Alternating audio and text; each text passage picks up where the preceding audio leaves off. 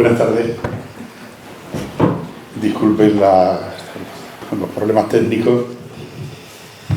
Bien, en esta segunda sesión de las 25ª Jornadas de Historia de Zafra y el Estado de Feria nos acompaña el profesor doctor don José Roda Peña, catedrático de Historia del Arte en la Universidad de Sevilla. En su trayectoria universitaria, el doctor Roda Peña se ha especializado en el campo de la historia de la escultura y del retablo sevillanos desde el siglo XVI hasta nuestros días, destacando los trabajos dedicados a la imaginería barroca del siglo XVII y en concreto a la figura y obra de Pedro Roldán, del que, sin lugar a dudas, es el máximo especialista actual. Si bien sus estudios han abarcado espacios de investigación más amplios, pues se doctoró en 1993 con la tesis sobre las hermandades sacramentales y el arte eucarístico en Sevilla. Resultado de esta inquietud investigadora han sido sus 12 libros publicados y más de 2 centenas y media entre capítulos en libros colectivos, artículos en revistas, comunicaciones o ponencias en congresos. Entre toda esta inmensa producción publicada, más de una veintena de estudios ha dedicado a la vida y obra del escultor Pedro Roldán. De entre ellos queremos destacar su obra Pedro Roldán, escultor, 1624-1699, que publica en 2012 en la colección Ars Hispánica de la editorial Arcolibros. Ya entonces parecía improbable decir algo nuevo sobre Pedro Roldán, pero un analista de la monografía consideraba que ésta ofrecía una mirada renovada e inteligente con nuevas aportaciones que dibujan con nitidez el alcance de la figura de este artista. Una obra que demuestra el profundo conocimiento del ambiente social y artístico del barroco sevillano, de los mecenas y patronos o de las devociones locales que hacen del doctor Roda Peña el indiscutible especialista en la obra roldanesca.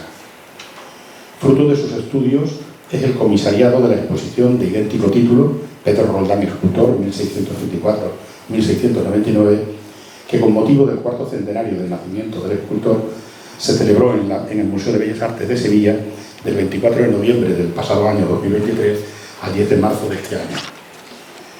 Fue la primera exposición monográfica sobre el escultor, en la que Roda Peña nos propuso una visión actualizada y rigurosa de la producción de Pedro Roldán a través de una selección de sus obras más representativas. Se expusieron 44 obras, 36 de Pedro Roldán y 2 de su hija Luisa Roldán, conocida como la Roldana. El resto eran varios lienzos, documentos y un grabado que nos acercaban a la vida y entorno del escultor y su producción. La mayoría de las imágenes seleccionadas por Roda Peña estaban rigurosamente documentadas y su exhibición en la misma sala ofreció una oportunidad para conocer los rasgos artísticos de Roldán y la evolución de su creación escultórica.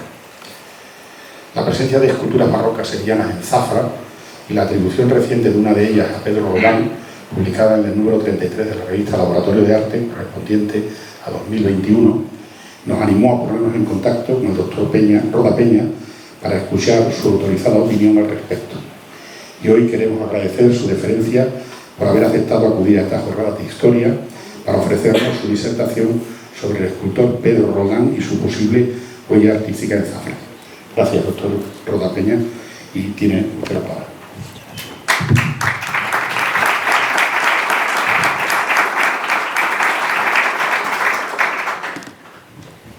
Queridos amigos, señoras y señores, quiero agradecer a don Juan Carlos su afectuosa presentación y el hecho de haberme invitado efectivamente a participar en estas jornadas que este año cumplen sus bodas de plata, por las que a sus organizadores les felicito pues muy encomiásticamente, porque sé que no solamente es fácil el poner en marcha una iniciativa, sino el mantenerla sostenidamente en el tiempo es lo verdaderamente dificultoso, y ellos lo han conseguido y con un nivel de calidad muy importante, ¿no?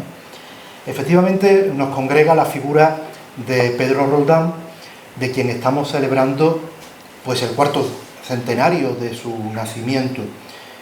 Él es la personalidad más relevante del panorama escultórico sevillano de la segunda mitad del siglo XVII y una de las figuras estelares de la escultura barroca española, como así lo ha venido reconociendo la historiografía especializada desde aquel pionero apunte biográfico que le dedicara en 1724 el conocido pintor y tratadista Antonio Palomino en su Parnaso español pintoresco laureado, donde declaraba, entre otros extremos, que Pedro Roldán era natural y vecino de la ciudad de Sevilla y de muy ilustre familia.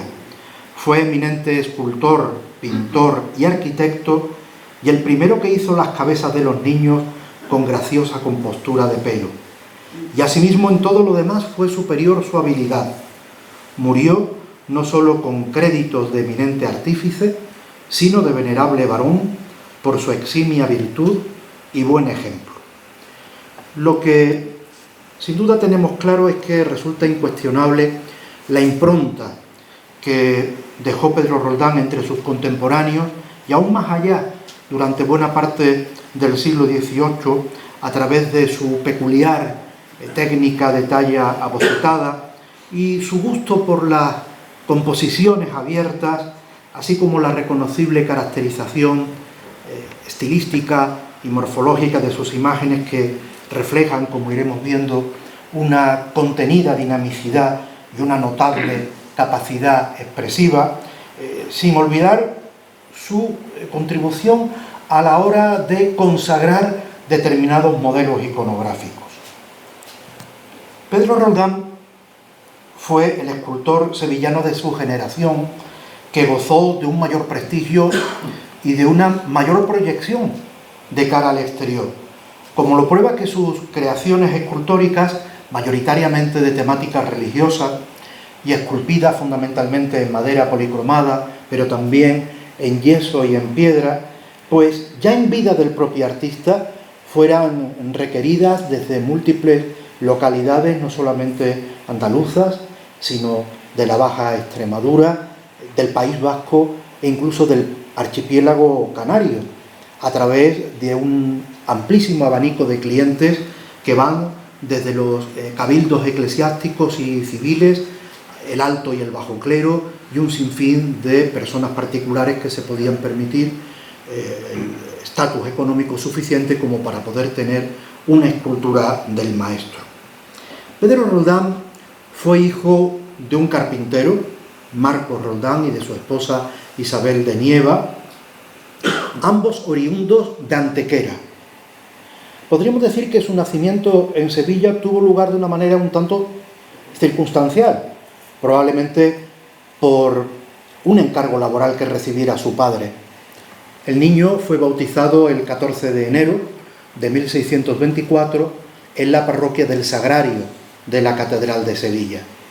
Pero lo cierto es que el núcleo familiar retornó muy pronto a su ciudad de origen, a Antequera. Y hubo que esperar hasta que Pedro Roldán cumpliera los 14 años, cuando ya tuvo su vocación artística definitivamente orientada, para que se trasladara a Granada a aprender el oficio de escultor en el taller de Alonso de Mena, que era desde luego el obrador más relevante de la zona oriental de Andalucía durante la primera mitad del siglo XVII, y allí permaneció, primero como aprendiz, después como oficial, hasta aproximadamente el mes de mayo de 1646, cuando está constatada documentalmente su presencia en la ciudad de La Giralda, de la que ya apenas se movería, salvo algunos esporádicos viajes de trabajo, hasta el final de sus días. Hoy por hoy, el conjunto de esculturas más antiguo que tenemos documentado y conservado de Pedro Roldán es el que adorna el retablo mayor del convento de Santa Ana de Montilla. Estamos a comienzos de la década de 1650 y en estos primeros años sevillanos podemos atestiguar la notoria influencia que Pedro Roldán recibió de un escultor afincado también en Sevilla desde 1636, norteeuropeo de nacimiento. Me estoy refiriendo a José de Arce, flamenco para más señas, que llega efectivamente a Sevilla en ese año y digamos que estará residiendo entre Sevilla y Jerez de la Frontera prácticamente durante el resto de su existencia. Aunque no está constatada, digamos, una colaboración específica con José de Arce, lo cierto es que Pedro Roldán se nutre de lo que sería ese barroco plenamente europeo, un barroco ya plenamente dinámico, como aprendido por José de Arce de las fuentes de los discípulos de Bernini, desde Francesco di Quesnoy hasta incluso los brillos de su tierra natal a través de los discípulos de Rubens, ¿no? Y esa teatralidad, esa monumentalidad de sus esculturas se refleja muy bien, ¿no?, en estas primeras esculturas que Pedro Roldán va realizando a lo largo de la década de 1650. Está perfectamente constatado que entre 1664 y 1672 Pedro Roldán acudía asiduamente a la Academia de Dibujo y de Pintura que habían fundado en 1660 en la Casa Lonja de Sevilla, sede del actual Archivo General de Indias, pues pintores tan famosos como Herrera el Mozo, Juan de Valdés Leal o Bartolomé Esteban Murillo. Naturalmente, Pedro Roldán acude allí pues para dibujar, para modelar del natural y para, lógicamente, entablar una red de relaciones laborales con los más distinguidos artistas de su generación. Me estoy refiriendo, por ejemplo, a maestros ensambladores como el antequerano Bernardo Simón de Pineda o el sevillano Francisco Dionisio de Rivas, los escultores Gabriel de la Mata, Alfonso Martínez, Andrés Cansino o Francisco Antonio Ruiz Gijón, y sobre todo, que eran los que dirigían aquella escuela, esa suerte de academia, pintores como el propio Valdés Leal, que se habrían de convertir en el futuro en los habituales policromadores de la obra de Pedro Roldán. Durante estos años, y en relación con este mismo círculo de artistas, se van a fraguar algunos de los hitos más importantes de su vida laboral, que habrían de reportarle pues una gran fama para la posteridad, como sería el caso de sus esculturas para el retablo de lo que fue la capilla de la Nación Vizcaína en el desaparecido convento Casagrande de San Francisco, un retablo que en 1840, después de la desamortización, se instalaría en el presbiterio de la parroquia del Sagrario de la Catedral de Sevilla, retablo que, por cierto, no sé si lo habrán leído en los medios de comunicación, se encuentra en estos días en periodo de restauración y que estamos viendo a nuestra izquierda, una ensambladura de Francisco Dionisio de Rivas con esculturas de Pedro Roldán y policromía de Valdés Leal, y a la derecha esa obra cumbre de la retablística barroca española, que es el retablo mayor de la iglesia del Señor San Jorge del Hospital de la Santa Caridad, donde vuelven a intervenir Pedro Roldán en el programa icónico, Valdés Leal como dorador y policromador del conjunto, y en este caso como ensamblador Bernardo Simón de Pineda. A partir de 1675, Pedro Roldán inicia una serie de viajes y de estancias por distintas localidades andaluzas con objeto de poder contratar y, en su caso, de poder realizar in situ pues la realización de una serie de relevantes encargos, como lo demuestra la naturaleza de su clientela.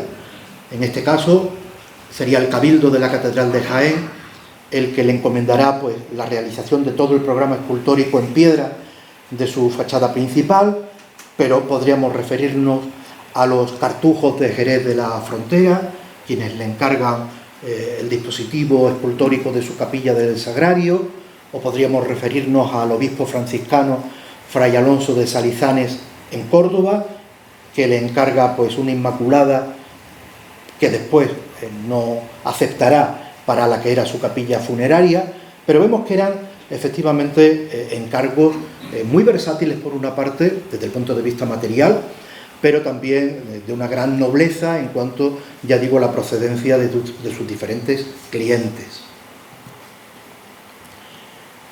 Pedro Roldán estuvo al frente de un taller de un carácter nítidamente familiar.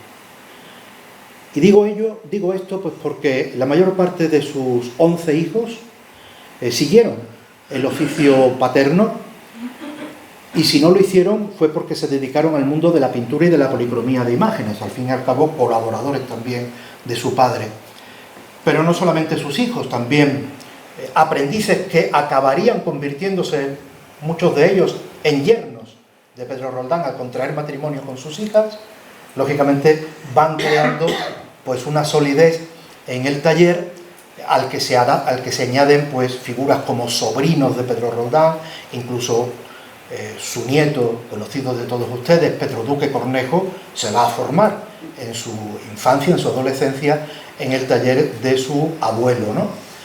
Lo cual hace que sea el taller más importante de toda Andalucía occidental y que tenga esa capacidad, lógicamente, de emprender encargos de una enorme envergadura que, lógicamente, si Pedro Roldán hubiera trabajado en solitario, pues nunca hubiera podido acometer ni llevar a buen puerto.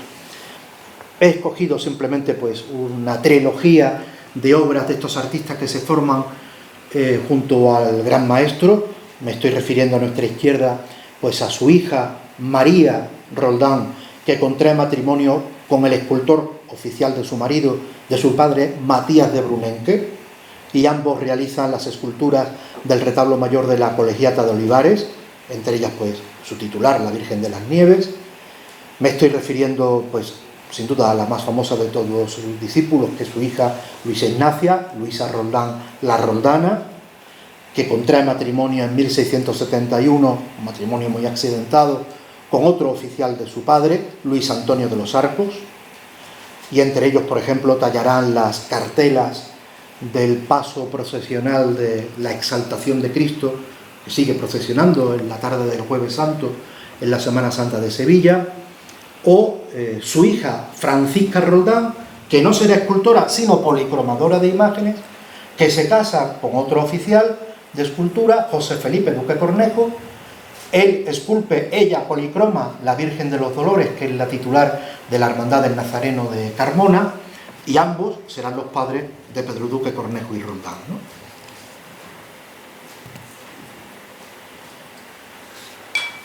En septiembre de 1689, cuando Pedro Roldán ya tenía cumplidos los 65 años, cae gravemente enfermo y realiza testamento pensando que no podría superar aquella dolencia. Afortunadamente, pues las circunstancias le fueron favorables y así inicia, digamos, la última etapa profesional, que sigue siendo tan fecunda como las anteriores, probablemente, eso sí, con la asistencia mucho más sólida de los miembros del taller, ¿no? En donde él establece, por ejemplo, una colaboración muy estable, que va a durar casi una década, con un ensamblador montillano que se llamaba Cristóbal de Guadix, con el que realizará pues uno de sus encargos más relumbrantes, como sería el retablo mayor del convento de Clarisas Franciscanas de Santa María de Jesús en Sevilla, que estamos viendo a nuestra izquierda.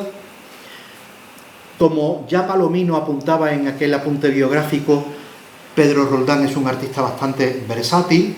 De hecho, él obtuvo licencia municipal para poder también dedicarse al oficio, que no sepamos, la verdad no sabemos que lo ejerciera nunca, pero la licencia la obtuvo para poder dorar y policromar, y él mismo, en alguna documentación que he podido consultar, se autoproclama un devoto inteligente de la arquitectura, porque él es capaz de suministrar maquetas y diseños para sillerías de coro, para retablos, para andas procesionales.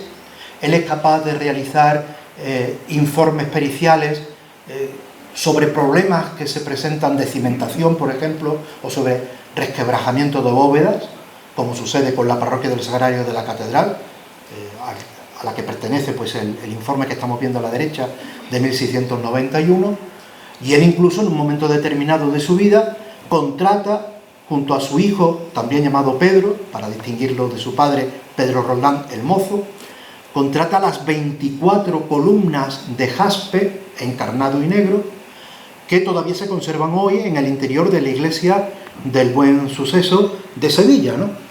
Todo eso efectivamente lo acredita pues junto a otros personajes, ¿no?, tan ilustres como Alonso Cano, como Sebastián de Herrera Barnuevo, como otras grandes personalidades del barroco español, como un artista total, ¿no? En este sentido de que es capaz de dominar y de controlar pues prácticamente no solamente los oficios relacionados con el mundo de la madera, sino también pues estos otros mundos artísticos, ¿no?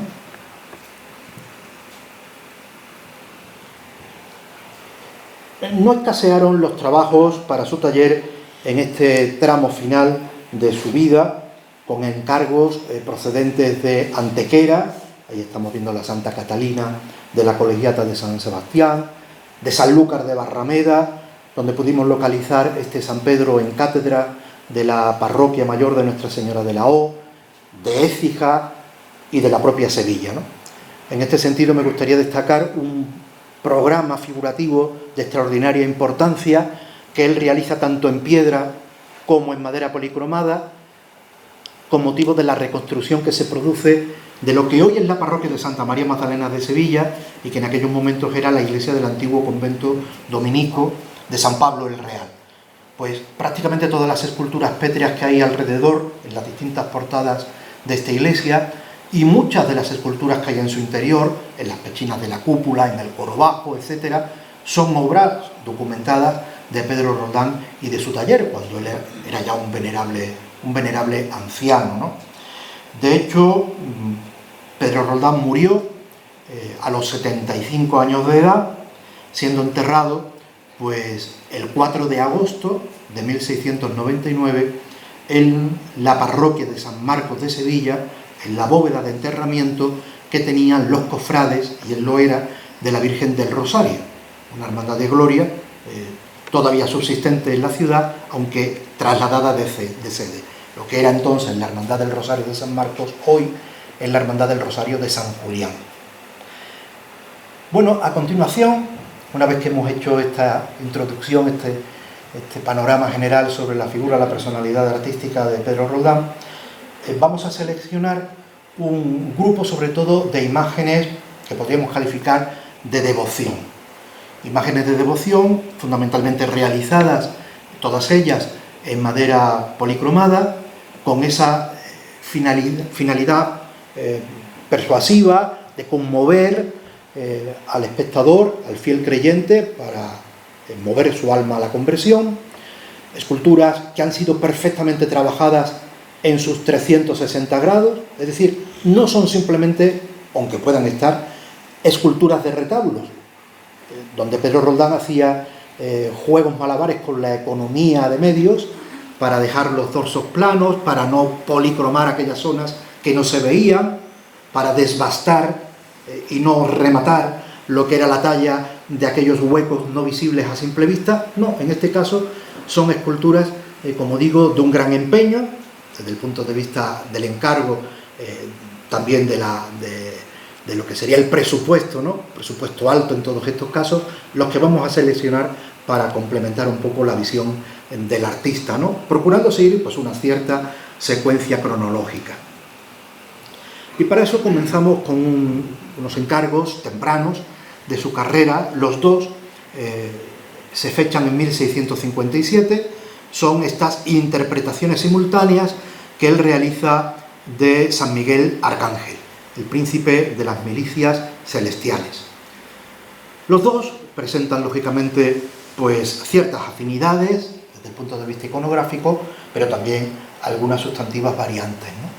El que estamos viendo a nuestra izquierda es el que encargó la Hermandad de las Ánimas Benditas de la parroquia de San Vicente de Sevilla, tal como aparece reflejado en un acta capitular de finales de 1656, un encargo en el que tuvo mucho que ver el mayordomo de aquella cofradía, puesto que mantenía una amistad personal con Pedro Roldán. Me estoy refiriendo al dorador y policromador Gaspar de Rivas, hermano del escultor Felipe de Rivas y del ensamblador Francisco Dionisio de Rivas.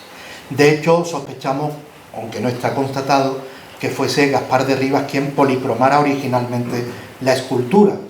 Digo originalmente porque después de su restauración reciente en el Instituto Andaluz del Patrimonio Histórico se ha comprobado como la escultura está completamente repintada en el siglo XIX, prácticamente sin haber dejado testigos de lo que sería su policromía original. Pedro Roldán ha interpretado, como parece lo propio al ser titular de una cofradía de ánimas, al arcángel San Miguel como psicopompo, como pesador de las almas de la persona que comparece ante el juicio final. Por eso uno de sus atributos es una balanza en donde cada platillo está pesando los vicios y las virtudes que harán que en función de su equilibrio o de su desequilibrio, pues la persona vaya al cielo, vaya al infierno o al purgatorio, que sería casi lo usual, y una espada flamígera con la que está abatiendo al demonio que siempre yace a sus pies, en este caso con un aspecto antropomórfico, ¿no? Vemos cómo Pedro Roldán es un gran conocedor de las fuentes visuales, de estampas, fundamentalmente italianas, pero también alemanas y flamencas, y en este caso, pues probablemente tuvo conocimiento directo de ese grabado de Johann Sadeler del año 1591, donde aparece justamente pues San Miguel Arcángel de esta guisa, ¿no? Como también lo vemos en el titular de la parroquia de San Miguel de Marchena. En este caso no sabemos muy bien quién fue el cliente. Sospechamos que no fuera la fábrica parroquial, porque hemos vaciado los libros de fábrica, hemos vaciado los inventarios de la parroquia y no aparece absolutamente nada, ¿no?, referido a lo que es el encargo. El contrato que se conserva en el archivo de protocolos notariales de Sevilla, curiosamente se hace mención, ¿no?, a una persona particular que lo encarga, pero no dice en condición de qué. No sabemos si sería a lo mejor cofrade también de las ánimas benditas de esta parroquia de San Miguel. Lo cierto es que frente al tamaño académico, aproximadamente 1,20, 1,30, que tiene la de la ciudad de Sevilla, la de Marchena es una escultura mucho más monumental, que prácticamente alcanza los 2 metros de altura, ¿no?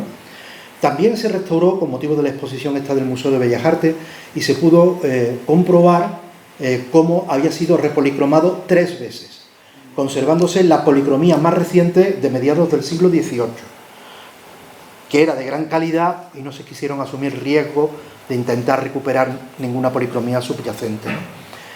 A título de curiosidad, cuando se bajó el San Miguel para la exposición, pues pude comprobar cómo la espada de plata estaba punzonada por un platero cordobés de comienzos del siglo XIX, Diego de Vega, y también pude comprobar cómo ese elemento que actualmente está sirviendo como de escudo a San Miguel no es tal, sino que es, no sé si aquí le denomináis igual, un medallón de pertiguero, lo que se denominaba también el muñidor de la hermandad. En Sevilla es muy usual que en los cortejos de acólitos en Semana Santa pues salga una persona vestida con un ropón largo y con este tipo de medallón de plata en el pecho, ¿no? Pues un medallón de ese tipo es el que está utilizando a manera de escudo el San Miguel de Marchena.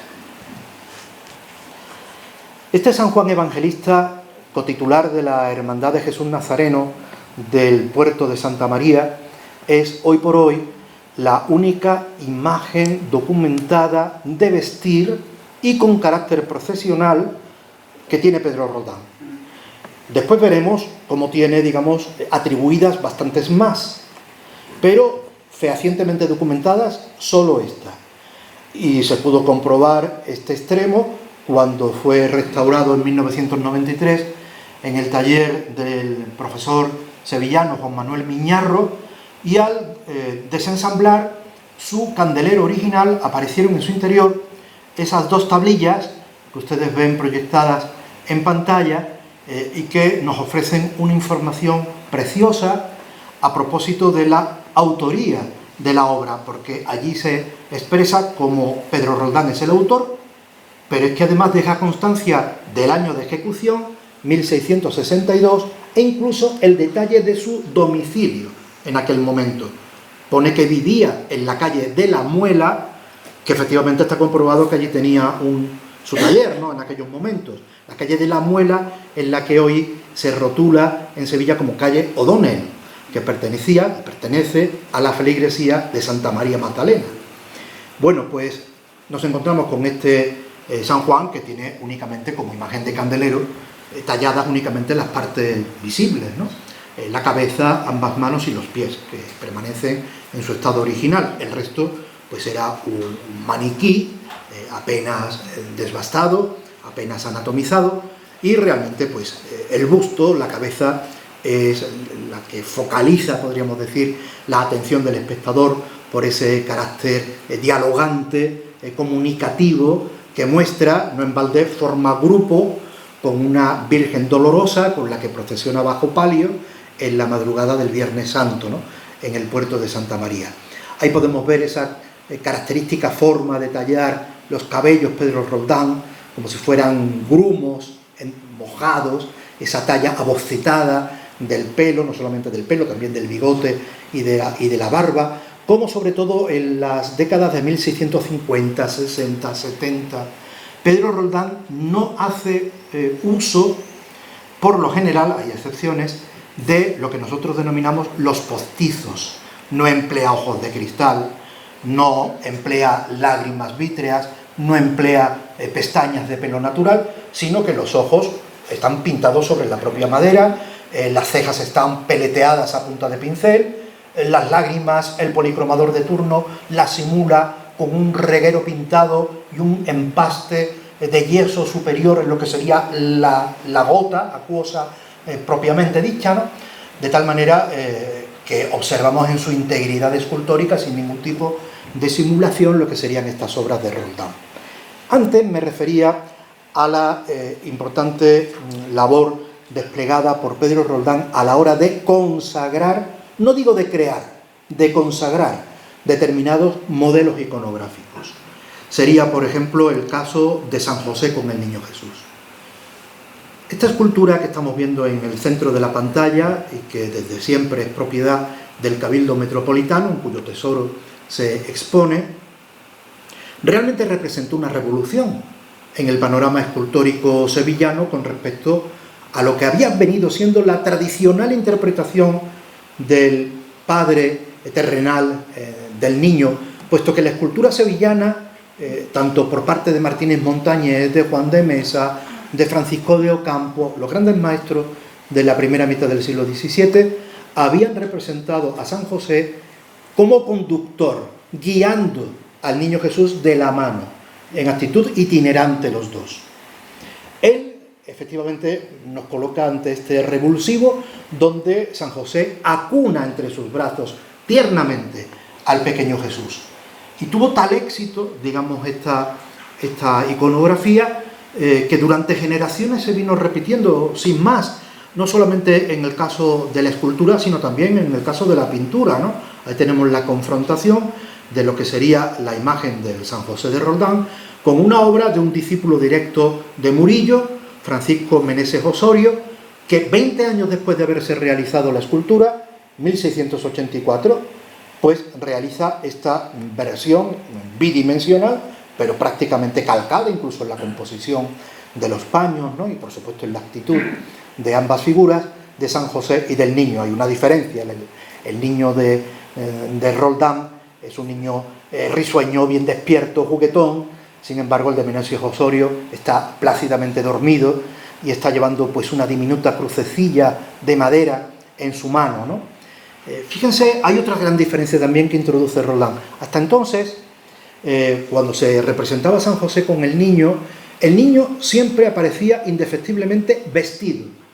Sin embargo, Roldán plantea el colocarlo en brazos de su padre desnudo íntegramente. Eso sí, no apoyándose directamente sobre los antebrazos o sobre las palmas de las manos, sino sobre un blanco pañal, que además, podríamos decir, tiene un fuerte componente simbólico. Ese blanco pañal sería casi como el trasunto del corporal sobre el que el sacerdote deposita la hostia consagrada tras el momento de la consagración en cada celebración de la Eucaristía, de la Santa Misa, ¿no? Pedro Roldán es el inventor de esta iconografía, pues con toda seguridad no. Hay precedentes incluso en el mundo italiano. He querido poner esta pintura de Guido Reni del primer tercio del siglo XVII, anterior por consiguiente a la escultura roldanesca, que ya está interpretando a San José de esta manera, ¿no? Pedro Roldán pues pudo haber tenido conocimiento, por ejemplo, pues de algún dibujo, de algún grabado que reprodujera pues esta manera, ¿no?, de conducirse, pero lo cierto es que a él se le debe, no hay que tampoco quitarle el mérito, ¿no?, de introducir, al menos en el caso de la escultura sevillana, pues esta nueva iconografía que tanto éxito tuvo. Además, esta escultura tiene un atractivo suplementario, y es que aquí podemos constatar la primera colaboración artística entre Pedro Roldán y Valdés Leal. Efectivamente, se conserva el contrato de lo que sería la policromía y el estofado de Valdés Leal sobre esta escultura.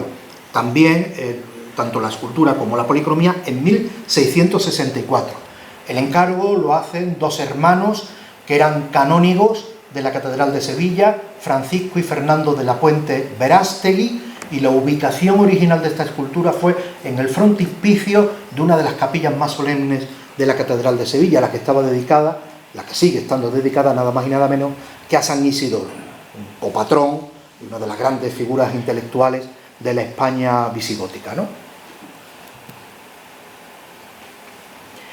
En el convento de Santa Clara de Montilla se conserva esta preciosa miniatura, podríamos calificarla así, porque es una escultura de muy pequeño formato, de apenas unos 40 centímetros de altura, que afortunadamente se conserva con su policromía original y también con la peana concebida expresamente para ella, ¿no? La ubicación original de esta pieza fue la enfermería alta de este convento, aunque actualmente pues está en el coro bajo, formando parte de lo que sería el recorrido museístico que tienen esta comunidad religiosa, ¿no?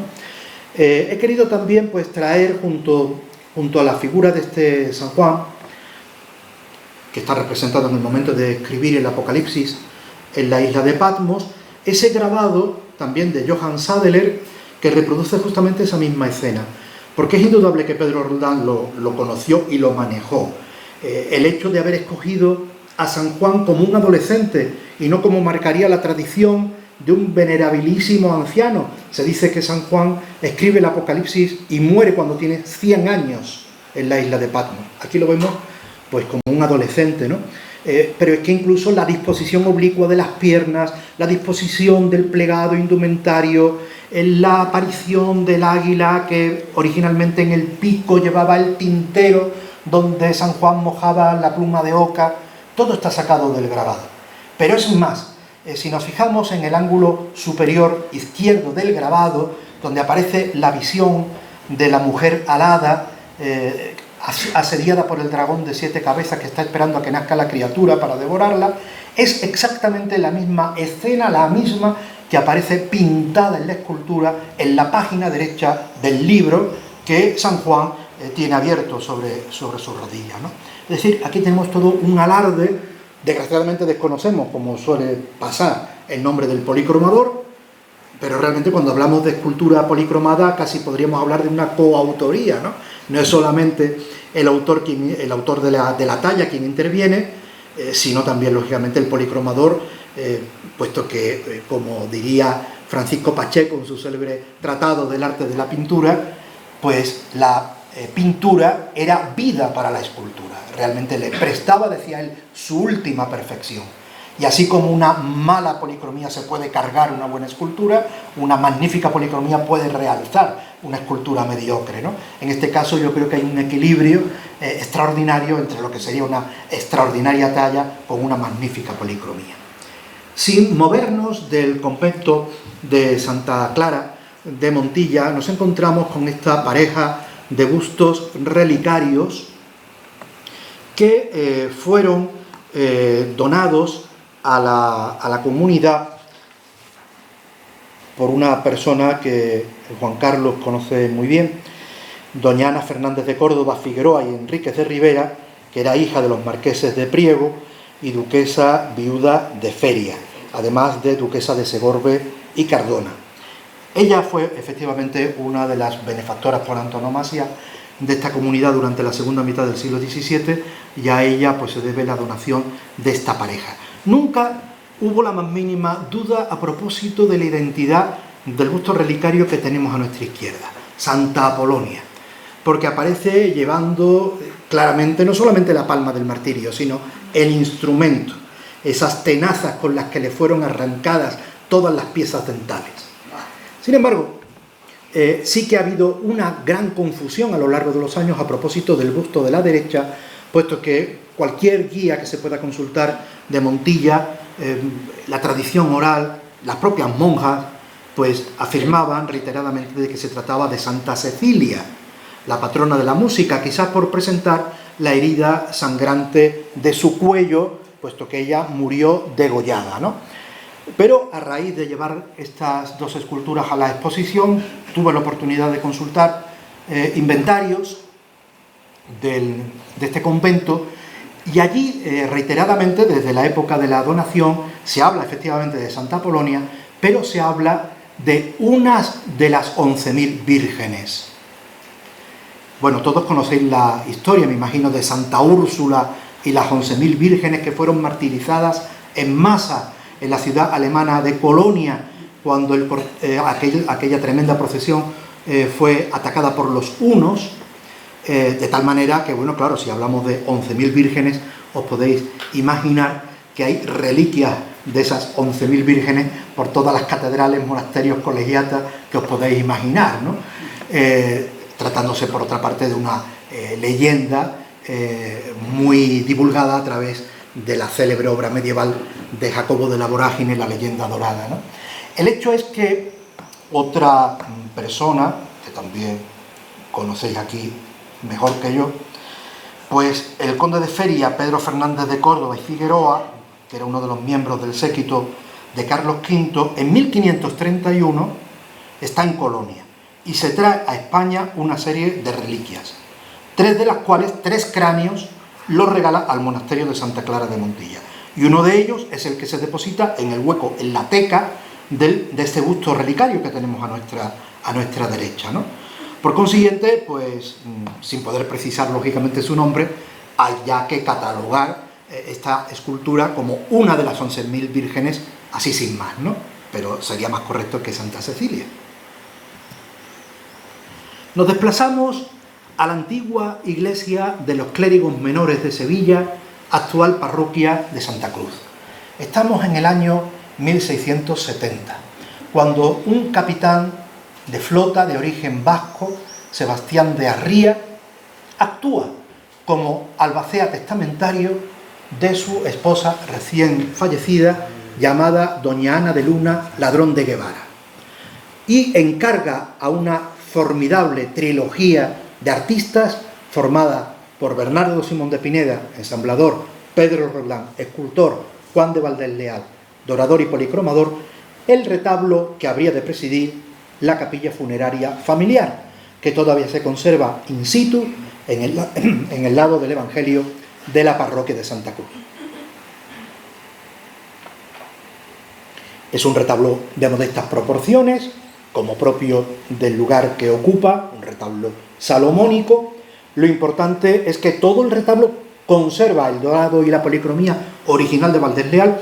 Incluso Valdés Leal es el que pinta la portezuela del sagrario, que representa a un niño Jesús que sostiene una cruz sobre sus hombros. Y Pedro Roldán no solamente esculpe el grupo principal, sino todas las cabezas de querubines que aparecen repartidas poblando este retablo. Claro, el hecho de escoger la figura de Santa Ana Maestra responde a que era la patrona onomástica de doña Ana de Luna, del Ladrón de Guevara. Pedro Roldán trabaja en un único bloque de madera, un único bloque lignario, este grupo dándole pues una composición piramidal. Y lamentablemente tenemos que decir que así como el resto del retablo conserva la policromía y el dorado original, no así el grupo principal, que fue repolicromado en la segunda mitad del siglo XVIII y por eso presenta ese revestimiento tan ostentoso de rocallas, que es el signo formal del estilo rococó, precisamente pregonando pues, que la imagen fue repintada durante esa fecha. Las dos figuras pues, están muy armoniosamente compenetradas desde un punto de vista psicológico, funcionan muy bien, ¿no? Este tema de la educación de la Virgen, donde María pues, está aprendiendo las primeras nociones, ¿no? De la lectura de la doctrina cristiana en ese libro que aparece sobre las rodillas maternas y, curiosamente, no sé yo muy bien, claro, no lo puedo demostrar, si esa misma inscripción que tiene ahora fuera la que apareciera en el grupo original o si se trata de un remedio, un invento ya del siglo XVIII. Pero lo cierto es que lo que ahí se puede leer es el inicio del capítulo 9 del libro de Isaías, que trata sobre la llegada del príncipe de la paz. Concretamente se lee en latín exactamente esto, que traduzco al castellano. El pueblo que andaba en las tinieblas vio una gran luz. Sobre los moradores del país de mortal sombra, la luz ha despuntado. Un poco como premonición, lógicamente, de lo que sería la llegada del Mesías. El año 1671 fue un año de una especial densidad espiritual y artística en Sevilla, focalizada en torno a las fiestas de beatificación, que no canonización, por más que se repita, de Fernando III el Santo, porque lo que llegó fue bula de beatificación. La canonización es una canonización popular, como tantas que sucedieron en la Europa de la Edad Moderna, pero la bula fue de beatificación. En el transcurso de 2 meses, la bula llega a Sevilla en marzo, se impone la fecha del 25 de mayo para la celebración principal. Y digamos que toda la ciudad se vuelca. El Cabildo Catedral, el Cabildo Municipal, los gremios, etcétera, para dar lo mejor de sí. Y realmente, pues toda Sevilla queda camuflada, podríamos decir, bajo unos aparatos efímeros extraordinarios, una ciudad, digamos, de quita y pon, casi como si fuera la feria de Sevilla y sus portadas, utilizando materiales perecederos que después se vendieron para sacar un poco de rédito económico a la inversión que se había hecho. Y existe un libro del que todos habréis escuchado hablar, el libro de Fernando de la Torre Farfán. Se dice que es el libro mejor ilustrado, ¿no?, más suntuosamente ilustrado de toda la España del siglo XVII, con grabados de Valdés Leal, de los hijos de Valdés Leal, de Matías de Arteaga, etc. Y digamos que de entre todos los aparatos que allí se construyeron, el más fastuoso es el que se conoce como el triunfo de San Fernando, que lo tenemos ahí en el grabado, que fue el que se levantó en el trascoro de la catedral hasta alcanzar la altura de las bóvedas góticas, ¿no?, de la catedral de Sevilla. Se dice que está demostrado, está la documentación en el archivo de la catedral, que las trazas las suministró Valdés Leal, las obras estuvieron dirigidas por Valdés con Bernardo Simón de Pineda. En lo que sería la pintura de todo ese aparataje intervienen Murillo y Valdés Leal, y la escultura al taller de Pedro Roldán. Durante muchos años, se confundió la escultura que remataba el triunfo, que es San Fernando, se confundió pensando que era esa, la que coronaba el triunfo, con la que sigue procesionando todos los años en Sevilla, el día del Corpus Christi, que es la escultura que tenemos a la derecha. Falso. La escultura que remataba el triunfo era una escultura de cartón piedra, como el resto de las imágenes, y la escultura de Pedro Roldán fue la que el Cabildo Catedral encargó expresamente para presidir la fiesta de la beatificación en el altar mayor de la catedral. Por eso también se gastó un dinero bastante importante, porque la escultura se encarga a Roldán, la policromía a Luisa Valdés, que era hija de Valdés Leal. Y por deciros, no tiene más importancia, un dato anecdótico, pero para que fijaros lo que aquello significaba. Por la escultura se pagaron 7.300 reales, por la escultura, 7.300 reales. Bueno, solo la corona de plata que lleva, que es la original, la corona, ya fueron 10.000 reales. O sea, supera el precio de la propia escultura. Pero es que el manto que se le bordó, un manto de armiño, un manto de terciopelo rojo bordado, superó los 20.000 reales. O sea que al final Pedro Roldán fue el artífice que menos percibió, ¿no?, a quien menos se le abonó, ¿no? Esta es una escultura que sigue mostrándose a todo quien la quiera ver en la sacristía mayor de la Catedral de Sevilla, y sigue procesionando, pues como digo, cada festividad del Corpus Christi. Pedro Roldán se atiene a las fuentes gráficas anteriores. Él no se inventa la iconografía de San Fernando. Ahí tenéis en el centro un grabado de un francés llamado Claude Audran el Viejo, que abre este grabado en Roma en 1630, que es cuando en Roma los embajadores de Felipe III y de Felipe IV empiezan a mover el tema a nivel de embajadores de la beatificación, ¿no? Y para difundir la imagen del santo se abre esa estampa por este grabador francés. A partir de ese grabado se hicieron infinidad de copias en pintura, una de ellas, una de las más importantes, se conserva hoy por hoy en el Ayuntamiento de Sevilla, y esas son las fuentes visuales que utiliza Pedro Roldán para llevarlas a la tercera dimensión y esculpir la imagen que tenemos de San Fernando. Esta imagen del Cristo del Perdón de Medinasidonia, gracias también a las investigaciones que pudimos acometer para la exposición de este año, se pudo demostrar que la escultura ya estaba en Medinasidonia en enero de 1672, por lo cual es bastante aceptable, bastante presumible de que se tallara un año antes, en 1671. Sabemos que inmediatamente que llegó se convirtió en titular de una cofradía de penitencia, por lo cual es presumible, aunque eso no lo hemos podido demostrar, que tuviese en su día una función procesional, que hoy no tiene. Hoy su culto es un culto interno, no tiene ninguna hermandad que lo respalde, y allí está en la parroquia de Santa María la Coronada de Medinasidonia, ¿no? Lo que sí sabemos, porque hay determinadas crónicas de finales del siglo XVIII, ahora voy a leer una de ellas, que la imagen tal como nosotros la estamos contemplando al día de hoy ha variado iconográficamente a como la concibiera Pedro Roldán. Existe un testimonio muy bonito de un vicario de Medinasidonia que se llamaba Francisco Delgado, que a finales del siglo XVIII nos dice a propósito de esta imagen: la imagen es devotísima, peregrina, y a la que no encontraron semejante los viajeros de esta península. Su postura es la rodilla izquierda sobre la cruz, que está en el suelo, y la derecha tendida, el cuerpo bastante inclinado hacia la tierra, los brazos entreabiertos con las palmas de las manos hacia arriba, en ademán de presentar al Eterno Padre las llagas, los ojos afligidos puestos en el cielo, todo significando que pide amorosamente el perdón para los pecadores.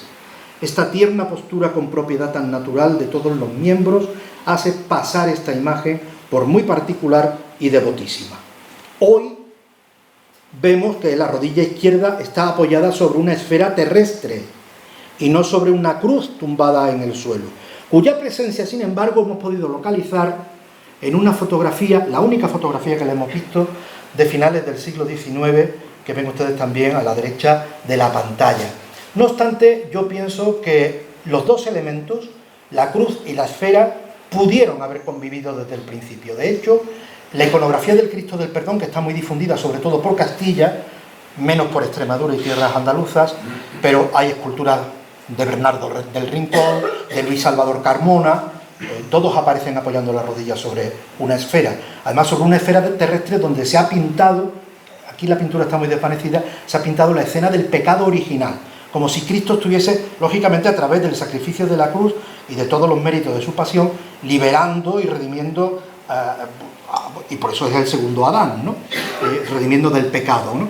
De ahí que venga muy bien esa iconografía, ¿no? Claro, aquí no se está reproduciendo ningún momento específico de la pasión, no hay ningún evangelista canónico que nos hable de este tema. Es un Cristo que hay que, por consiguiente, que entender en clave alegórica, en clave mística. Es un Cristo que ha trascendido las fronteras de la muerte para rogar a Dios el perdón de la humanidad.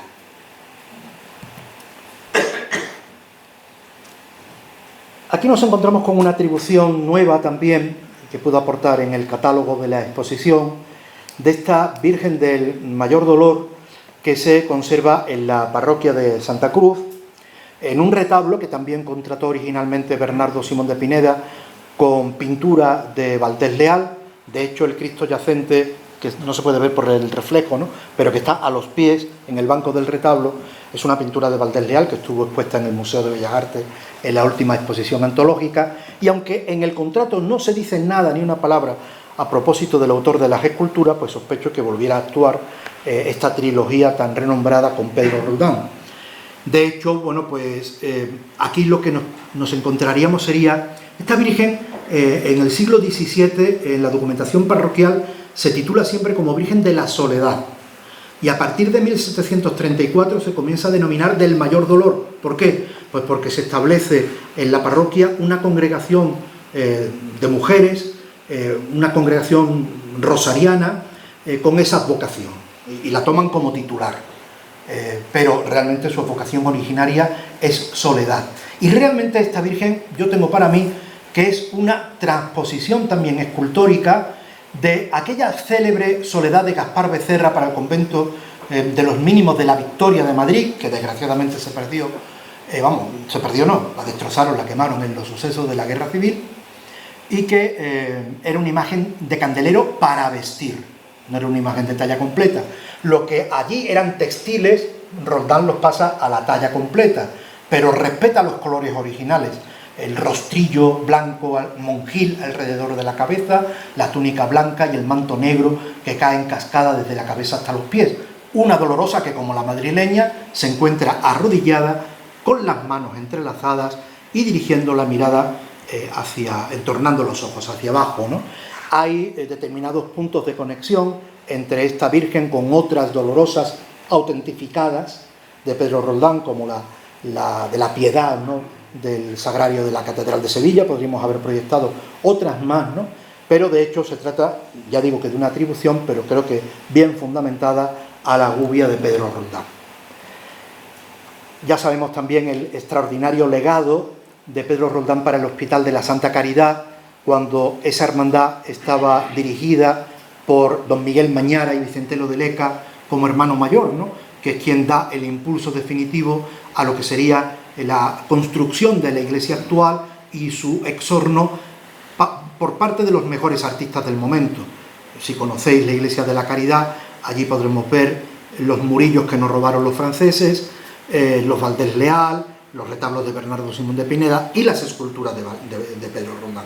Además del retablo mayor que antes proyectábamos, quizás la figura más devota, más elocuente, sea este Santo Cristo de la Caridad, que ya el primer biógrafo de don Miguel Mañara, el jesuita Juan de Cárdenas, nos dice que es una escultura que Miguel Mañara inspiró directamente la manera de representarla a Pedro Roldán.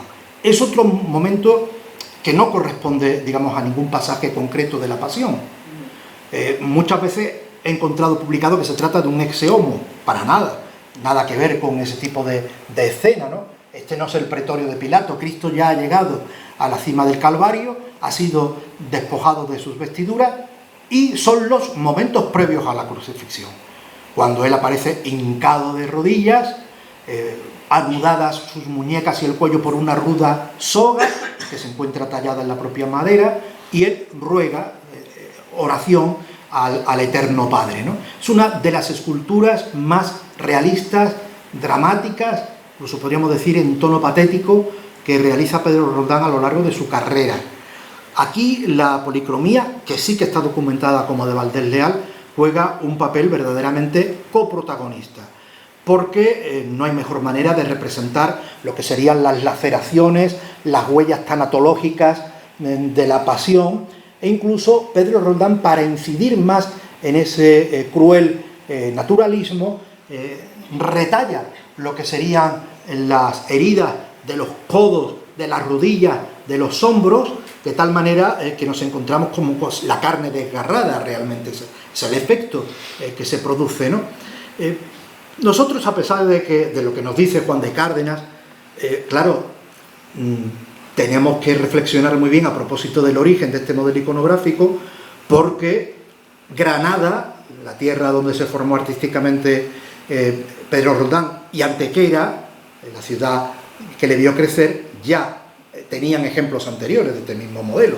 He querido traer dos ejemplos nada más. Uno de los célebres hermanos García, artistas que sobre todo trabajaban la terracota, el barro cocido y policromado, en el tránsito de los siglos XVI y XVII, que nos dejan miniaturas como esta, miniaturas de unos 20 centímetros de altura. Esta que estáis viendo arriba procede de la clausura del monasterio de las Descalzas Reales de Madrid. Y el Cristo que está abajo, que sin embargo es de tamaño natural, es el Cristo de las Penas, que trabaja un maestro llamado Juan Bautista del Castillo, que estaba en plena actividad cuando Pedro Roldán tenía 10, 12, 14 años, antes de marcharse a Granada, que realiza este mismo modelo que estamos contemplando. Por consiguiente, hay una serie de antecedentes, por más que Mañara lo introdujera, digamos, en el tema, ¿no? Esta es una de las clásicas atribuciones a Pedro Roldán de imaginería procesional, que no está documentada, pero que lógicamente pues un análisis detenido desde el punto de vista técnico, desde el punto de vista contextual, nos permite el que podamos decir que se trata de una atribución muy bien fundada. Me refiero al misterio procesional de la Quinta Angustia de Sevilla, que sale en la tarde-noche del Jueves Santo desde la parroquia de Santa María Magdalena. Todas las figuras son de Pedro Roldán, a excepción de la Dolorosa, al pie de la cruz, que es una imagen contemporánea de Vicente Rodríguez Caso Jiménez de Aragón, de 1934, con motivo de haberse prácticamente destrozado la Dolorosa original de Roldán durante los sucesos de la Segunda República. La mayoría son imágenes de candelero para vestir, a excepción del Cristo, que está siendo descendido por los santos varones que están fajando sus brazos, y no sé si sabéis, podéis verlo en cualquier vídeo, como para alimentar todavía más las apetencias emocionales del pueblo fiel, este Cristo, cuando el paso anda, va caminando, se mueve sobre el propio perno de sujeción y provoca un crujido de la madera que verdaderamente pues sigue impactando, sobre todo a quienes no conocen pues el dinamismo, ¿no?, y este inquietante naturalismo de la escena, ¿no? Esta es una de las mejores obras pasionistas de Pedro Roldán. Esta sí que es una obra perfectamente documentada. El Cristo atado a la columna, que recibe culto por parte de la Cofradía de la Veracruz en la iglesia de Santiago de Lucena. Actualmente se encuentra en restauración, por eso yo no la puedo llevar a la exposición.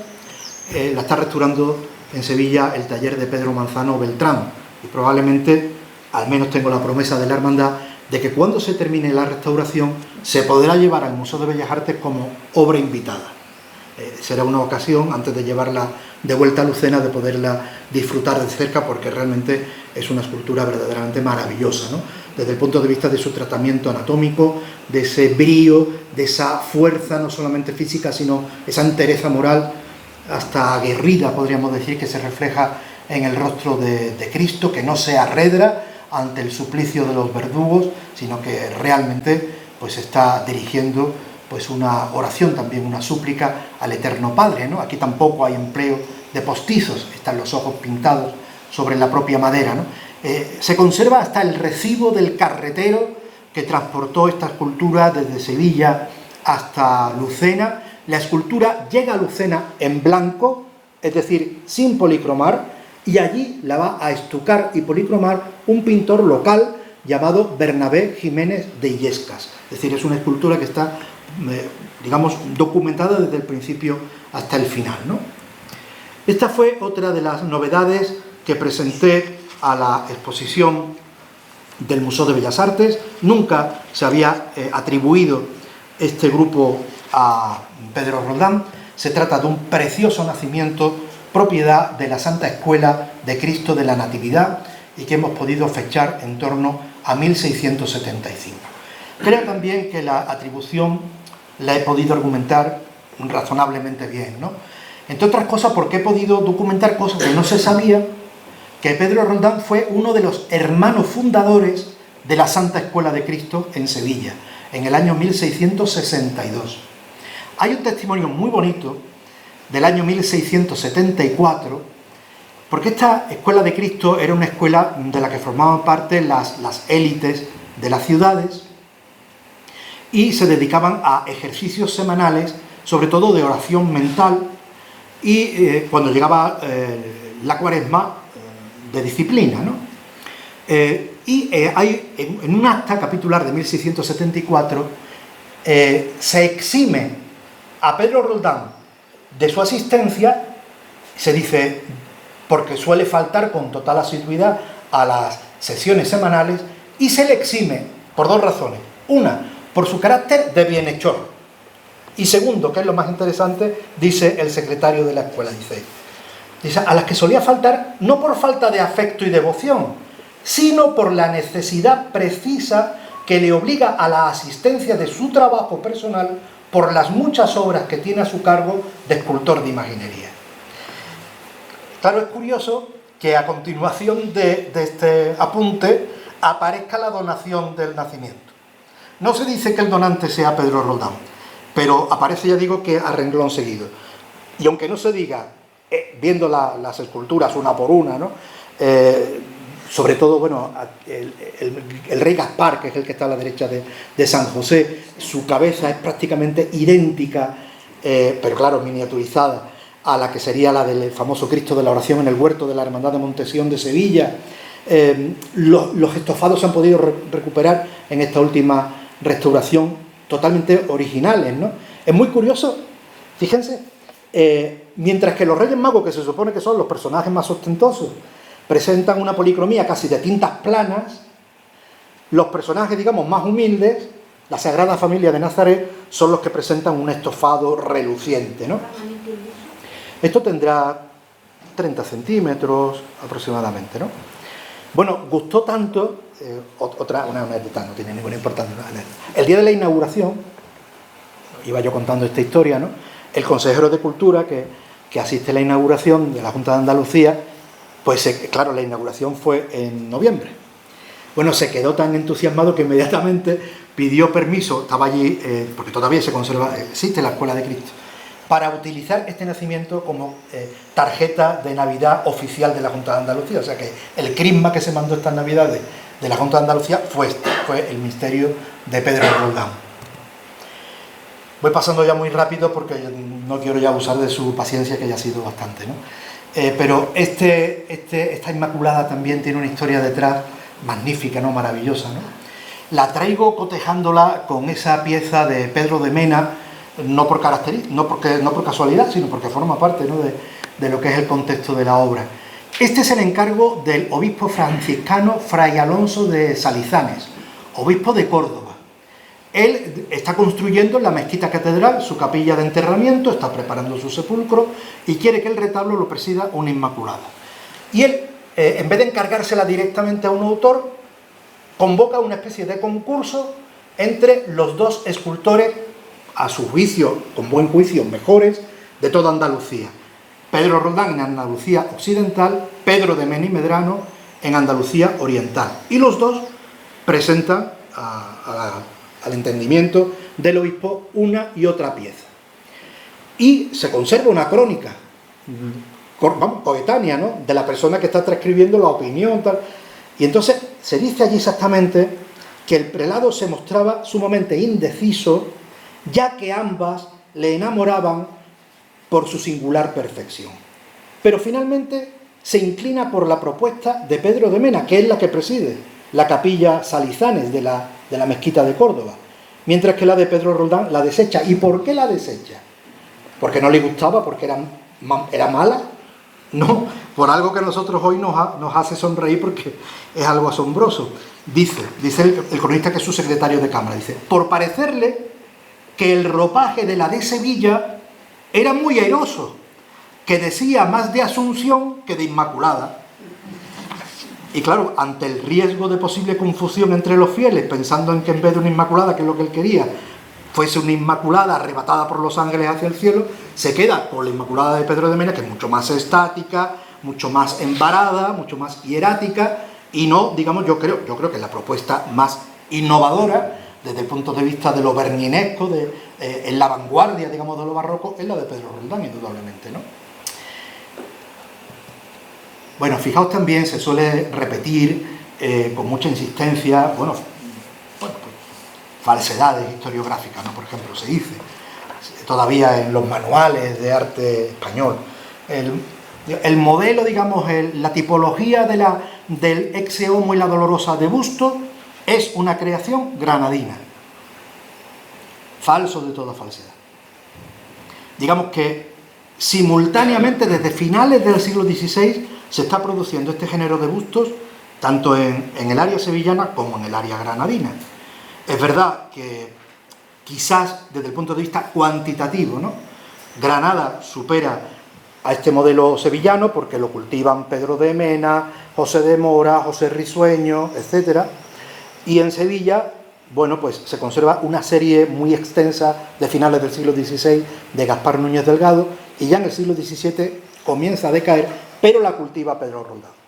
Y aquí tenemos este par de ejemplos extraordinarios que se conservan en la sacristía de la iglesia de San Alberto de Sevilla, donde él, ya estamos en la década de 1680, está utilizando ojos de cristal, pero de un cristal tan extraordinariamente fino que a esos ojos ya popularmente en el siglo XVII se les denominaba de cascarilla o de cáscara de huevo, porque eran tan finos como la lámina de un huevo, ¿no?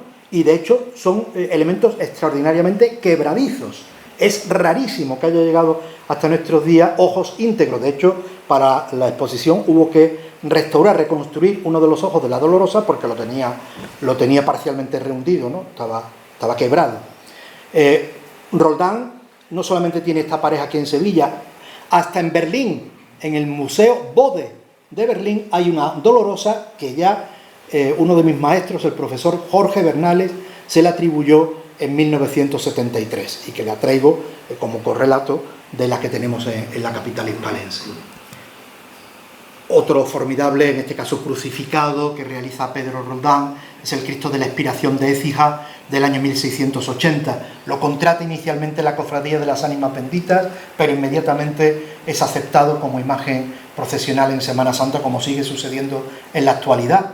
Cuando en el año 1991 restaura esta escultura el profesor Francisco Arquillo, le destapa la tapa de la espalda, la quita, y en el interior de la tapa aparecía escrito en grafito. A ver, que lo cuento. Pedro Roldán, guarde Dios como él desee. Una especie como de imprecación, de ruego, que demuestra también las profundísimas convicciones religiosas que tenía Roldán, ¿no? Bien, traigo aquí esta secuencia de imágenes. Si hubiera tenido la fotografía, hubiera puesto también la que vosotros conserváis de esta iconografía del Cristo Varón de Dolores en la antigua colegiata de aquí de Zafra, ¿no? Pero lo traía porque una de las obras también más destacadas de Pedro Roldán es el Cristo Varón de Dolores, que preside el retablo mayor del Hospital del Pozo Santo de Sevilla.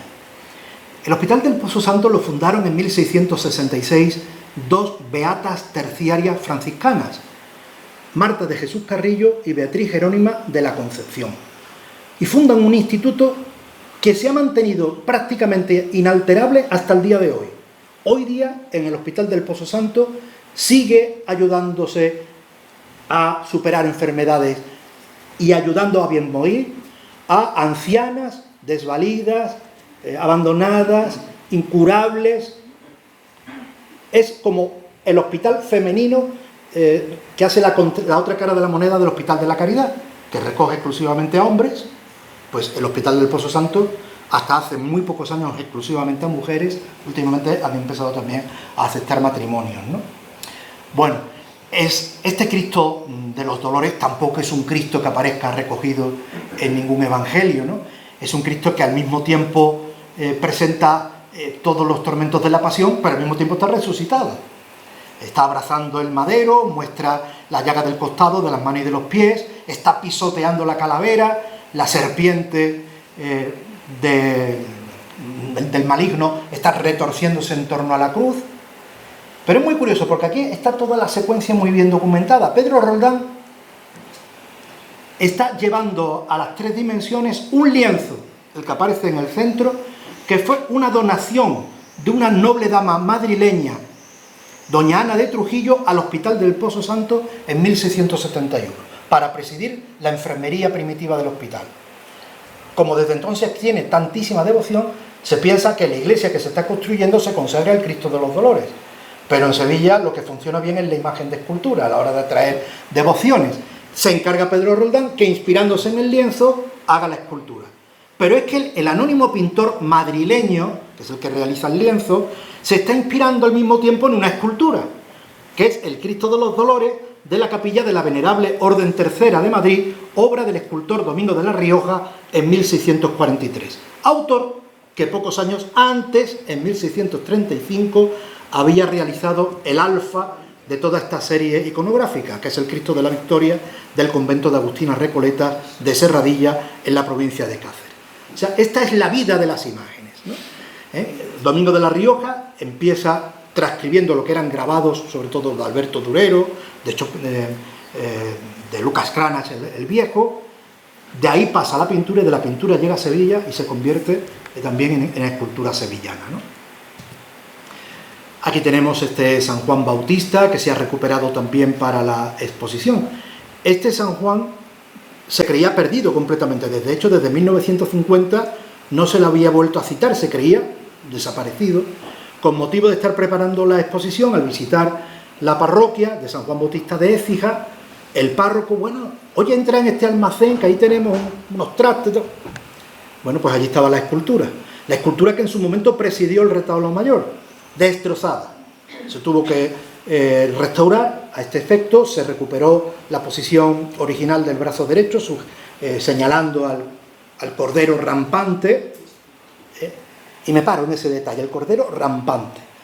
Esto también es una cierta novedad en el caso de Roldán, porque cuando Montañés, Mesa, los escultores sevillanos de principios del XVII representan a San Juan Bautista, lo hacen llevando al cordero o apoyado sobre un libro en la mano derecha o tendido a los pies.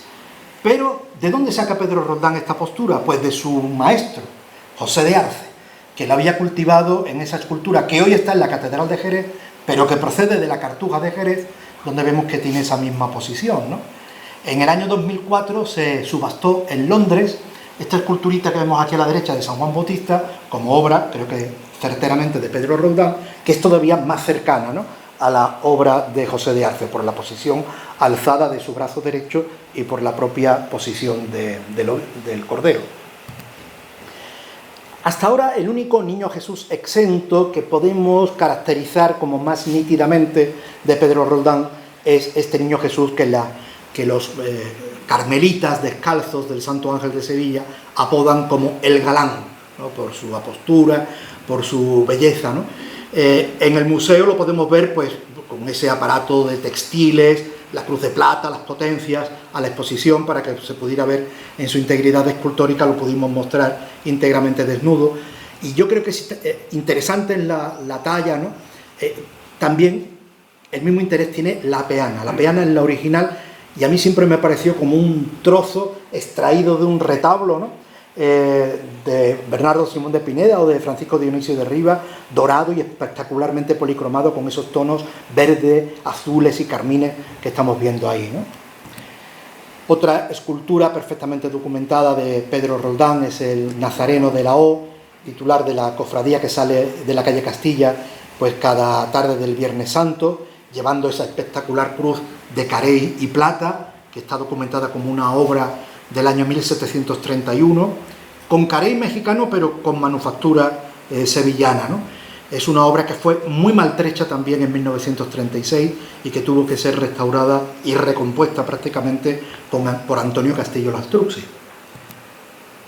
Llegamos ya prácticamente al final.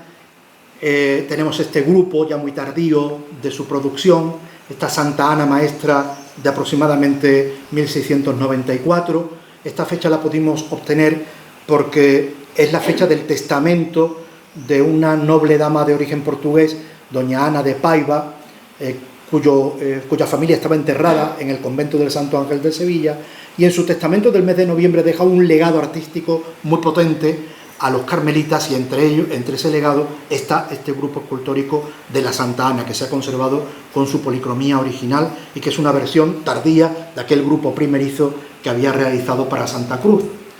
Esta es una de las obras últimas documentadas de Pedro Roldán, esta pareja de San Fernando y de San Pedro, en actitud sedente, sobre lo que vemos en el centro, sobre esas consolas originales talladas por Francisco de Barahona en 1698. Estas esculturas fueron policromadas por el hijo de Valdés Leal, Lucas Valdés. Por consiguiente, la las relaciones familiares y laborales se prolongan, ¿no?, a lo largo de varias generaciones. Y estas podríamos decir que son obras que podríamos calificar como de póstumas de Pedro Roldán. ¿Por qué digo esto? Porque cuando estas esculturas, tanto la Virgen del Patrocinio que vemos a la izquierda como la Santa Bárbara que vemos a la derecha, llegan a su parroquia original, que es la parroquia de Santa Bárbara de Écija, llegan una semana después del fallecimiento de Pedro Roldán. El encargo es anterior, de 1696, pero la consumación del encargo y su traslado a Écija se produce en agosto, pero una semana después del fallecimiento del maestro. He querido también traer este interesante testimonio, es la miniatura de un libro de reglas de una hermandad del Rosario de Nuestra Señora del Patrocinio, y lo traigo porque, aunque esté más o menos idealizado, ahí se puede ver cómo la Virgen estaba entronizada en el camarín que le había preparado el retablista Cristóbal de Guadix, y no se presenta sentada en ningún tipo de sillón como la vemos hoy, sino que como producto de haberse cambiado aquel retablo barroco por un retablo neoclásico, a la Virgen se la repolicroma y se le coloca ese sillón que tiene efectivamente ese sabor del último rococó, con rocallas degeneradas, y de su transición al neoclasicismo, ¿no?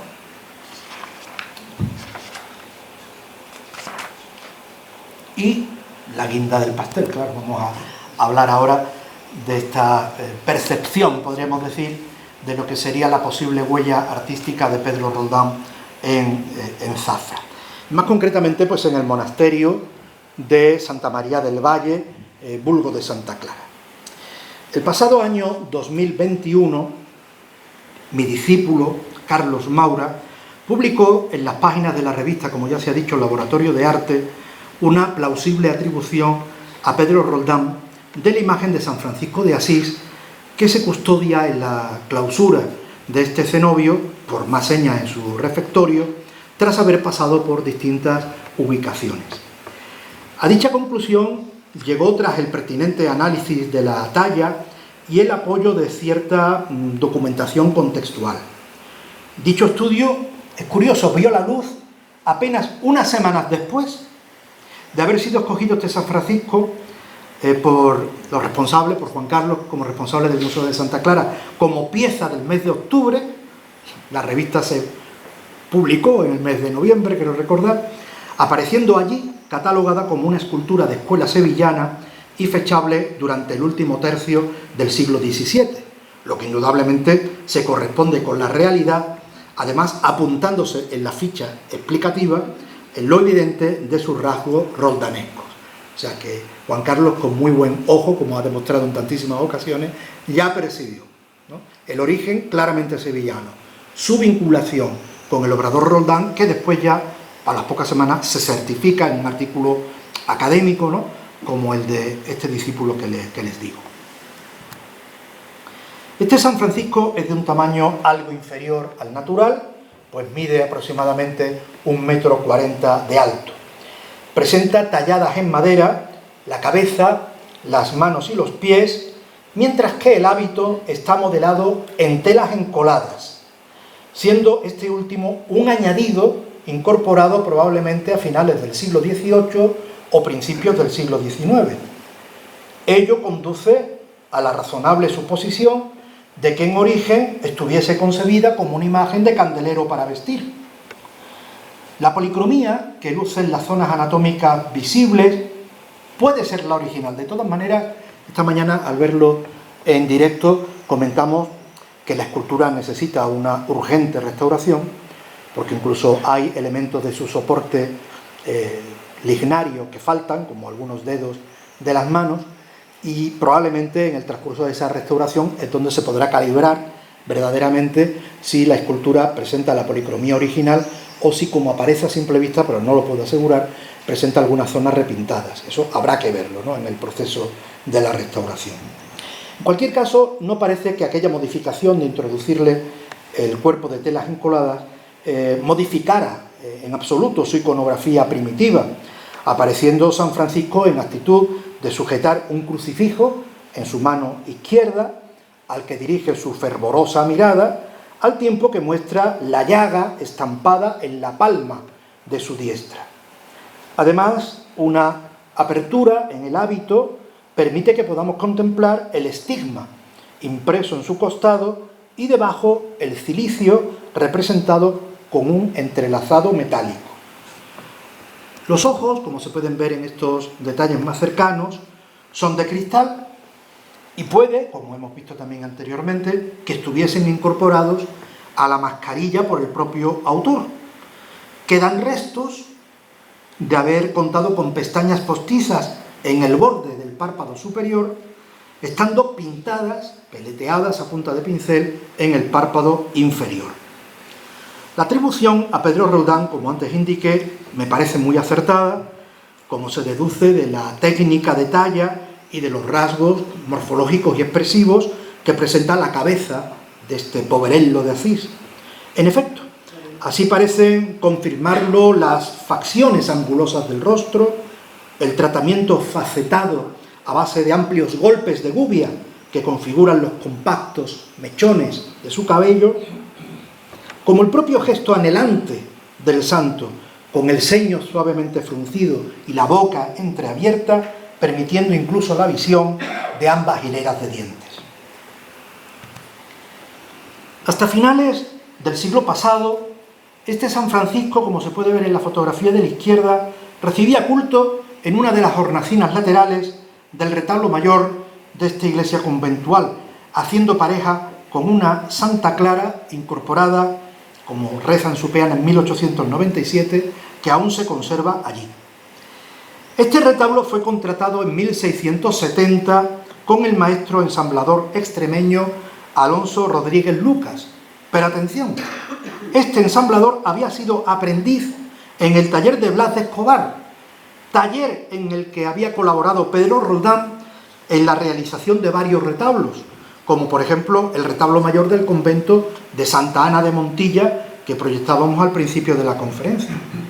Pero es más, el dorado del retablo safrense fue acometido por el sevillano Diego Díaz en 1672, quien algunos años antes, entre 1664 y 1665, había policromado las esculturas que Pedro Roldán contrató con la cofradía del Rosario del convento dominico de San Pablo, conjunto del que únicamente restan hoy los fenomenales arcángeles San Gabriel y San Miguel que lucen en el retablo neoclásico de la capilla sacramental de la parroquia de la Magdalena. Estamos contemplando precisamente la figura extraordinaria del arcángel San Gabriel, policromado por el mismo que dora el retablo mayor del convento de Santa Clara. Claro, todas estas circunstancias pues nos hacen pensar, ¿no?, que efectivamente la atribución a Pedro Roldán es bastante plausible y que pudiéramos centrar su cronología en los años de ejecución del retablo entre 1670 y 1672. Si esto se llegara a demostrar alguna vez como cierto, podríamos considerar este San Francisco de Asís como precedente del modelo que después llevaría a su propio terreno estilístico Luisa Roldán, la Roldana, en esta otra efigie que talló hacia 1684 para el convento de religiosas dominicas de Regina Coeli de Sanlúcar de Barrameda. Creo que también resulta pertinente el ejercicio comparativo con el San Francisco de Asís que se conserva en la colección Granados de Madrid. En este caso se trata de un busto relicario de talla completa, al que se adjudica una cronología algo más temprana, situándose en la década de 1660. Comparte con el de Zafra el giro hacia la izquierda de su cabeza, la intensidad de la mirada y el gesto anhelante de los labios entreabiertos, además de un cierto aire de familia por la peculiar técnica de que hizo gala Roldán en los cortes de gubia. Sin embargo, a diferencia del segedano, no tiene los ojos de material vítreo, sino pintados sobre la propia madera, y el fruncimiento de las cejas es aquí superior, como también la angulosidad de los rasgos faciales. Y por último, quiero también dejar constancia de la impresión no puedo decir otra cosa que impresión visual, pero bueno, el ojo entrenado ya lo tiene uno más o menos, ¿no?, cultivado. La impresión que me produce la visión de la escultura de San Francisco de Asís, que en la actualidad ocupa la hornacina lateral del retablo mayor del convento de Santa Clara. Por consiguiente, es una escultura que sustituye a la que nos ha venido ocupando la atención durante los últimos minutos. Gracias a la información que amablemente me suministró Juan Carlos, consta que esta escultura proviene del extinguido monasterio franciscano de San Benito de Zafra, pasando tras la desamortización de Mendizábal a la iglesia del convento de Clarisas de Santa Marina y posteriormente a la de Santa Clara. En la peana, como él también ha podido transcribir, se puede leer la siguiente inscripción: de limosna, año 1694, Alonso Díaz. Tú tenías la duda si Blanco, pero he podido localizar un síndico del convento Blanco. Y además, con este mismo nombre y apellido, en algunos textos, en algunas crónicas históricas vuestras, aparece este personaje como síndico general, es decir, como administrador del convento de franciscanos, suponemos que el de San Benito, ¿no? En mi modesta opinión, creo que nos encontramos también ante una talla de procedencia sevillana y relacionada con el círculo de Pedro Roldán, al menos en lo que a lo que su expresiva cabeza se refiere, una cabeza provista una vez más de ojos de cristal y en este caso con huellas de haber contado a sí mismo con lágrimas vítreas. El cuerpo es lo que más me despista, porque aparte de unas proporciones muy alargadas que no suele cultivar, la composición tampoco es la normal, ¿no?, que encontramos en su taller. Pero bueno, eso tampoco quiere decir mucho, ¿no?, porque lógicamente también nos queda mucho todavía que aprender de cosas que van apareciendo y en un momento determinado, bueno, pues puede ser también que aquí la mano de algún colaborador esté más presente, ¿no? Hay que tener en cuenta que la fecha, 1694, nos pone, digamos, en alerta en el sentido de que cuadra muy bien con la cronología vital última, ¿no?, de Pedro Roldán. Él fallece justamente un lustro después, en 1699, pero sabemos que durante esa década postrera la mano de obra del taller, por la propia senectud del maestro, es muy potente, ¿no?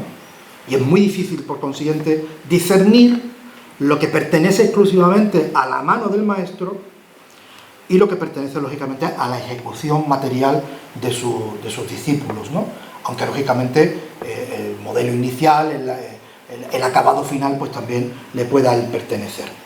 El hecho es que esta puede ser, y ojalá podamos estudiarla con el detenimiento que se merece, ¿no?, pues una manifestación más de esta huella artística dejada por el notable escultor sevillano en esta preciosa, muy noble, ilustre ciudad de Zafra. Muchísimas gracias.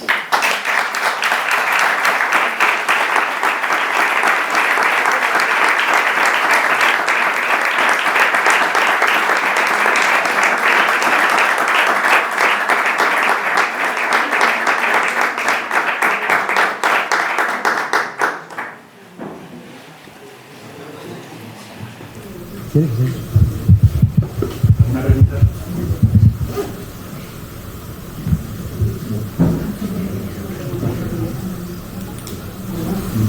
Yo voy a hacer una simple curiosidad. En muchas publicaciones se viene diciendo, bueno, la famosa Macarena, ¿no?, la Virgen sevillana, bueno, todo el mundo considera que es anónima, pero en algunos sitios se afirma solamente que de Roldán la vinculan con la Virgen del retablo de la iglesia del Sagrario de Sevilla. ¿Qué hay que decir? Bueno, lo cierto es que es una imagen. Ahí también tenemos que hablar de documentación de contexto, porque desgraciadamente parte del archivo de la Hermandad de la Macarena pues sufrió un aparatoso incendio a principios del siglo XX y está muy mermado. De todas maneras, en la revista Archivo Hispalense se publicó a principios del siglo XX por un tal Aurelio Álvarez Josué unas cuentas que prácticamente abarcaban toda la segunda mitad del siglo XVII. Ahí lo que se viene a reflejar en esas cuentas es que la Hermandad de la Sentencia y de la Esperanza conoce un momento de importantísima renovación patrimonial durante una serie de mayordomías determinadas que abarcan justamente el tercer cuarto del siglo XVII. Es en ese momento cuando se encarga la nueva figura secundaria del misterio de la sentencia a Cristóbal Pérez. Es el momento que también al Cristo de la sentencia se le repone una cabellera natural cuando la anterior que tenía era de estopa. Pero la verdad es que esas cuentas, que ya digo que abarcan prácticamente toda la segunda mitad del siglo, silencian por completo un encargo de una dolorosa, ¿no? No obstante, desde el punto de vista de su estudio material, físico y técnico, yo he sido el primero que he defendido que se encuentra en la órbita de Pedro Roldán. Me parece enteramente, no me parece que en aquel momento hubiera otro, casi por descarte, casi podríamos decir, ¿no? Claro, teniendo en cuenta que es muy difícil determinar nada a propósito de lo que sería una mascarilla y dos manos. No hay más. Aquí no tenemos para decir que nos parece una composición más o menos acertada, ni un estofado, no, porque no hay nada más que una mascarilla y dos manos, ¿no? La Virgen se restaura por última vez en los años 80 por Francisco Arquillo, y sería urgente y muy necesario el que la Virgen se volviera a restaurar otra vez y aprovechar esa restauración precisamente para realizar pruebas científicas que entonces no se pudieron hacer. Y una de las que últimamente también se viene practicando, es verdad que con arcos cronológicos muy amplios, pero sería importante realizar una prueba de carbono 14, que ha sido determinante, por ejemplo, para averiguar determinados resquicios de la historia material de la otra Esperanza de Sevilla, la Esperanza de Triana, ¿no? Eso sería importante el verlo, ¿no? Yo desde mi punto de vista, pues está en la órbita de Pedro Roldán por esa similitud que tú comentabas con la Virgen del Sagrario, por la Virgen del Mayor Dolor de la parroquia de Santa Cruz. Esa similitud con la Virgen del Sagrario yo creo que todavía se va a poner más de manifiesto cuando termine la actual restauración que se le está haciendo. Habréis visto seguramente por Twitter, por medios de comunicación, lo que ha sido casi un descubrimiento que es lo único que se ha terminado de restaurar, la escultura del Cristo que lleva la Virgen sobre el regazo. Se han publicado ya por las redes sociales hasta vídeos, ¿no?, del proceso de restauración, y es otro Cristo, solamente habiéndole quitado esas capas de barnices oxidados, de suciedad acumulada, porque no se había tocado nunca ese retablo desde el siglo XVII. Pues con la Virgen yo creo que ganará muchos quilates artísticos en ese sentido. O sea, yo estoy de acuerdo con decir que es una obra anónima sevillana del círculo de Pedro Roldán de la segunda mitad del XVII. Más creo yo que sería una imprudencia. Y a mí me han enseñado a ser prudente en ese sentido, aunque me quede corto en determinadas ocasiones, ¿no? Esa es mi opinión. ¿Alguna pregunta más?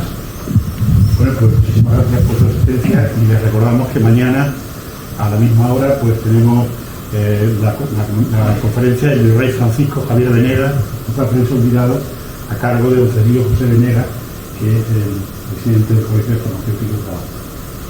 Muchísimas gracias por su asistencia.